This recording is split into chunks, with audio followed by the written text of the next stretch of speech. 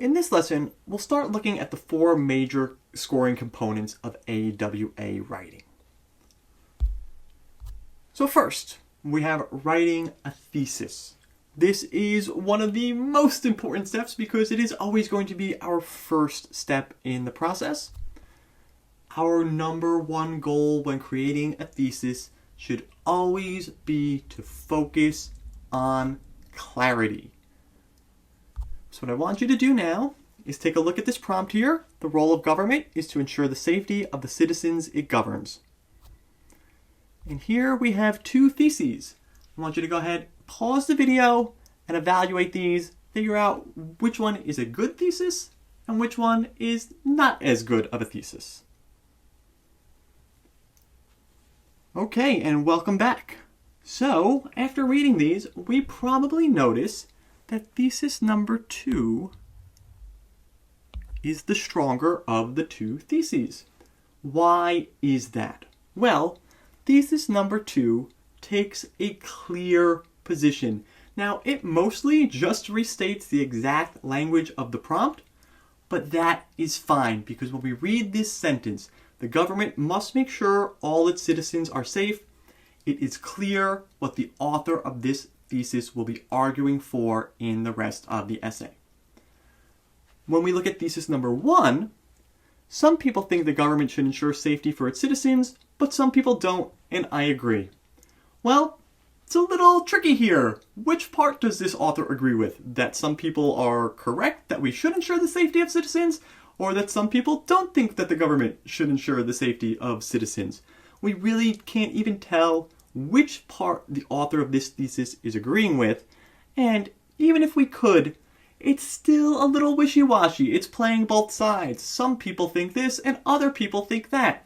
What we want to do for this essay is to take a clear position and defend it, and that's why our goal for our thesis is always to focus on clarity. Next, we have supporting a claim. So this will naturally stem from our thesis. Once we have a thesis, now we're going to be introducing claims to support that thesis, and we're going to need lots of evidence and logic and reasoning to support these claims. So what kind of evidence and reasoning and logic should we be using? Well, first we can think about evidence-based reasoning versus opinion-based reasoning. And we want to err on the side of evidence-based reasoning. We want to be supporting our claims with as much factual and provable information as possible, and not things that we're just assuming or guessing or basing on our own opinions or values. Next is tone. So we want to pay attention to the tone we are using to support our claim. Are we using an academic tone, a formal tone, or are we using a casual, informal tone?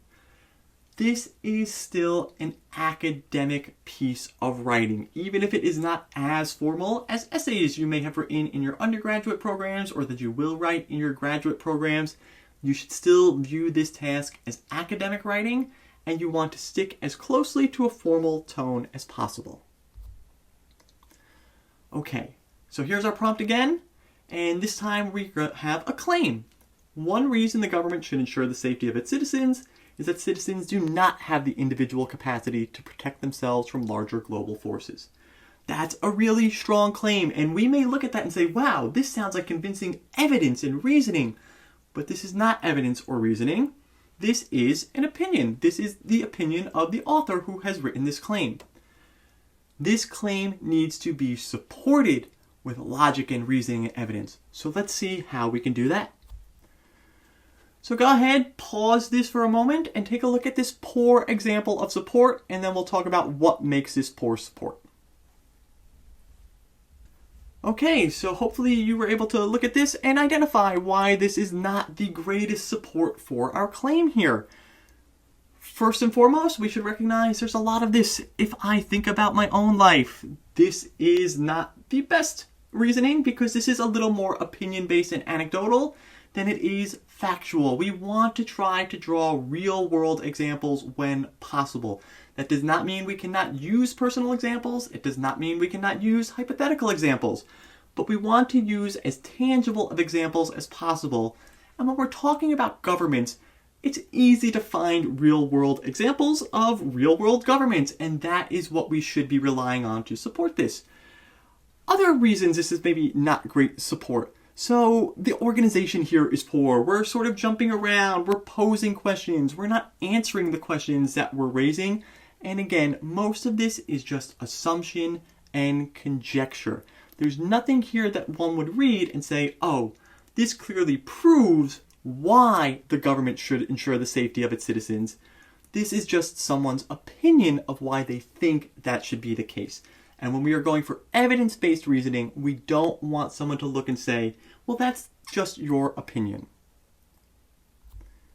Let's go ahead and look at some strong support here. So go ahead, pause the video, read this, and think about why this is good support for this claim. So you probably read this and said, wow, that's a really good paragraph. And this body paragraph here, this may be even, it's definitely a 4, it's maybe even a 5. This is pretty good supporting paragraph for this claim here. And if we look, there are questions that are asked, but then we have answers to those questions that follow. We'll notice we have good organization here. We have transitional words and phrases. And we'll notice that all of the reasoning here is providing logic behind why it should be the task of the government to ensure the safety of its citizens. We are presenting a hypothetical example here when we talk about the funding needed to clean disasters, but that is a plausible real-world hypothetical. That is an example of something real-world governments deal with on a regular basis. And so by posing this question about who should deal with these disasters when they happen, we are building the logic and reasoning behind why the claim that the government should be responsible for ensuring the safety of its citizens is in fact a strong and trustworthy claim. Overall, remember as you're constructing your paragraphs to focus on clarity and concision. For your thesis statement, you want to just focus on getting a nice, clear, simple thesis out. And when you get to your body paragraphs, that is where you want to be thorough. Lead with a strong claim, and then support that claim with detailed, tangible evidence and logic and reasoning to show why the claim you are suggesting is in fact valid.